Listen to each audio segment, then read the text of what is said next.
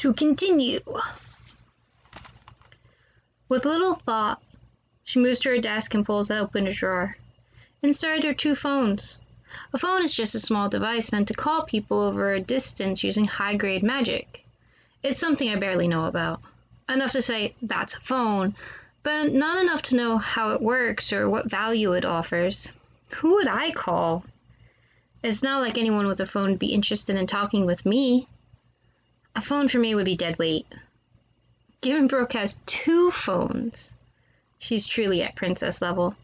It may be one of the most common magical items, but magical items are still rarities. This is for you. Brooke hands me a phone. Then she takes out the second. I am glad to have persuaded Mother into letting me have 2. One for hidden conversations with friends at school. This one would be for communications with her. Brooke waves the thing in her hand. A charm dangles off the one side. Secret lives need such things. Have you read a lot of spy novels? I question her. It seems Brooke couldn't hide in a pitch-black room alone. She looks royal. Even without the eyes, everyone will know for certain she's top of the top when it comes to power and money. Hiding sounds impossible for her. No? Brooke reviews me. Novels are boring. Daggers to the heart. Wow. Someone actually called novels boring. I shake it off. That doesn't matter. Too much. I'm now questioning how close I can be with a person who calls novels boring. Anyway, Brooke taps a few things on her phone. Until I get this spell down, I can call you to me, and you can do it for me. Her eyes are full on beg. The ringing annoys me, and all Brooke does is wave at my phone. I stare at it. A red, blinking light says something is going on. I pull the phone to my ear, and the ringing gets louder. Answer it, Brooke whines. I stare at the buttons and press the blinking red one. Hello? I say, into it, aware of that feature. See? Super easy. Brooke grins, clicking the call off, leaving an annoying tone in my ear. The book called it a dial tone. I hate it. Just hit the same button and you will call me. I stare at the phone and do as she suggests. Soon her phone rings. After suspending the call, I shake my head. This is overwhelming. Am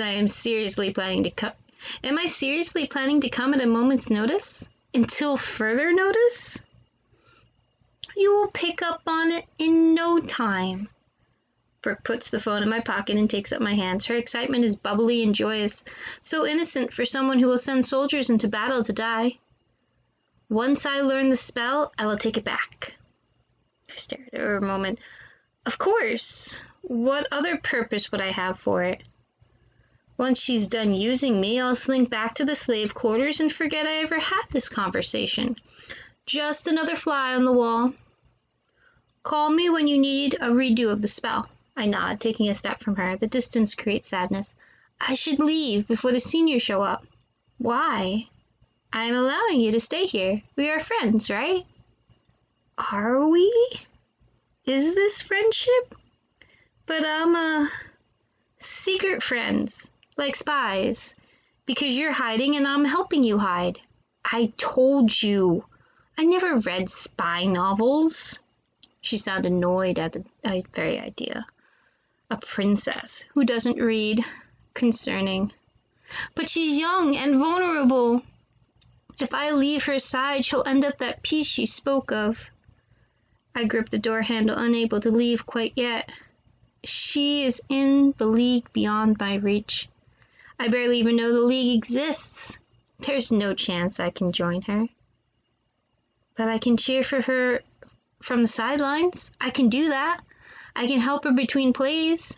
While she waits in the shadows for her moment, I can be there helping. Perhaps the king's cast would be willing to pick me up as a slave. That is beyond foolish request. The idea of being her direct servant and friend would make me willing to agree. I could accept being her slave.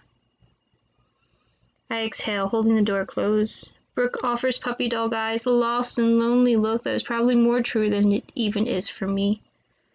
I have had no friends before now. I never thought I'd get a savior such as Alex.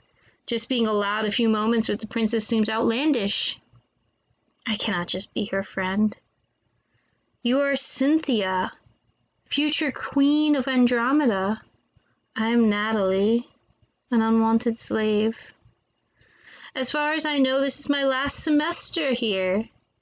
Alex forced the school to keep me until June. That's all the time I have. When the school releases me because I cannot pay, there is no way we can be seen together. You are everything our country looks for and seeks. I am a nobody. All my power and magic and possibilities mean nothing. I move closer to the door, wanting distance from everything in this room.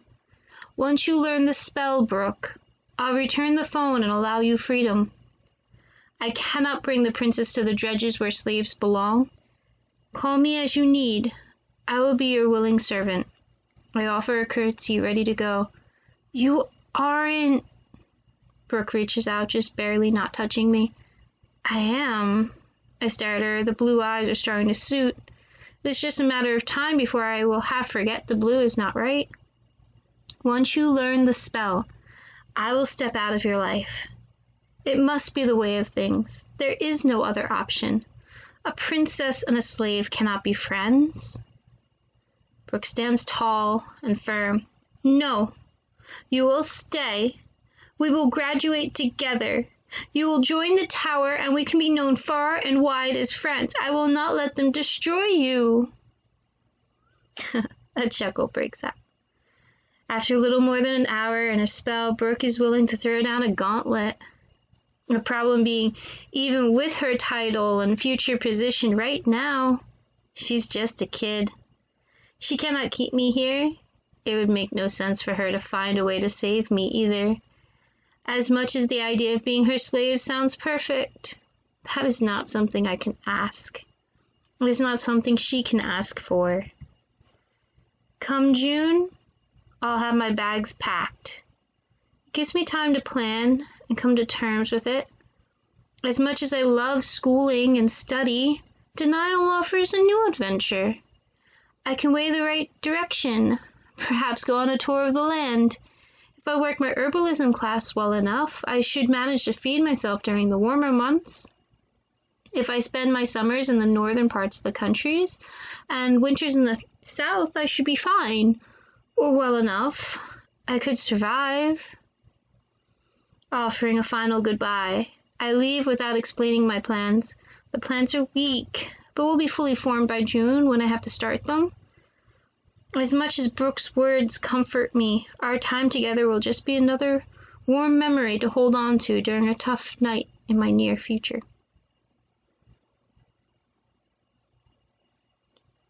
And I will stop there, because it goes into chapter 2. I hope everyone is enjoying this.